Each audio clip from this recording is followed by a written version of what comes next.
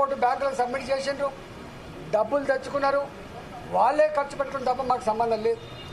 అసలు ఒక్క మాటలో చెప్పాలంటే ఇరిగేషన్ డిపార్ట్మెంట్కు తోడుగా అనుబంధంగా వాళ్ళ దగ్గరనే ఒక అకౌంట్ డిపార్ట్మెంట్ ఉంటుంది, దానికి ఒక ఆడిట్ డిపార్ట్మెంట్ కూడా ఉంటుంది. ఆ బిల్లులు మంచా చెడా, పనులు అయినాయా కాలేదా, క్వాంటిటీ ఉందా లేదా, క్వాలిటీ ఉందా లేదా, ఇవన్నీ చెక్ చేసుకోవాల్సింది ఆ ఇరిగేషన్ డిపార్ట్మెంట్ నుండి వాళ్ళ అకౌంట్ సెక్షన్, ఆ తదుపరి ఆడిట్ సెక్షన్ మా దగ్గరికి వస్తాం.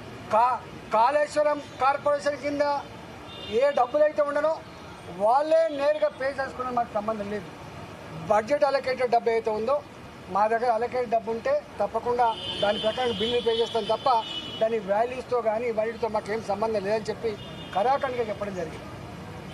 కానీ వాళ్ళ ఎంత దుర్మార్గులు అంటే ఈ ఈటల రాజేంద్ర గారు పిలుస్తాను, ఏం పిలుస్తావు, ఏం పిలిచినా ఏముంటుంది.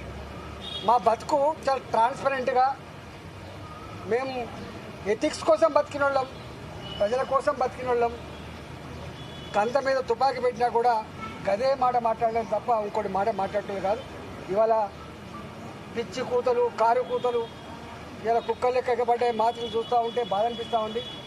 ఏది ఏమైనా తెలంగాణ ప్రజలు నిజమైన న్యాయ నిర్ణేతలు, ఎవడు తప్పు చేసిండో ఎవడు ఒప్పు చేసిండో వాళ్ళు నిర్ణయిస్తారు తప్ప ఇవాళ కొద్దిమంది బట్ట కాల్చి మీద చేసినంత మాత్రం మీకు అయ్యే ప్రసక్తి లేదు. కానీ ఒక్కటి మాత్రం మళ్ళీ ఒకసారి చెప్పదలుచుకున్న, 3 బరాజులు మేడిగడ్డ దాని విలువ 4,600 కోట్లు, సుందిల్లా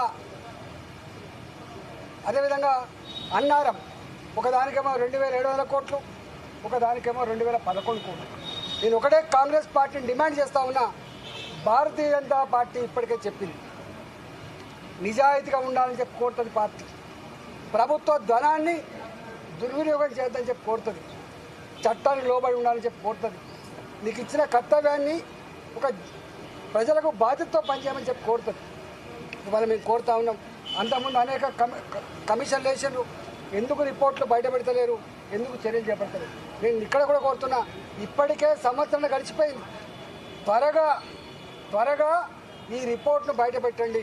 త్వరగా నిజంగా ఎవరు బాధ్యులవుతారో వాళ్ళ మీద చర్యలు తీసుకోవాలి తప్ప మీరు తాత్సారం చేసి బట్టగాల్చి మీదేసి వాటికి రాజకీయ పంపం కట్టుకుంటా అంటే నిన్ను వదిలిపెట్టే ప్రసక్తి లేదు.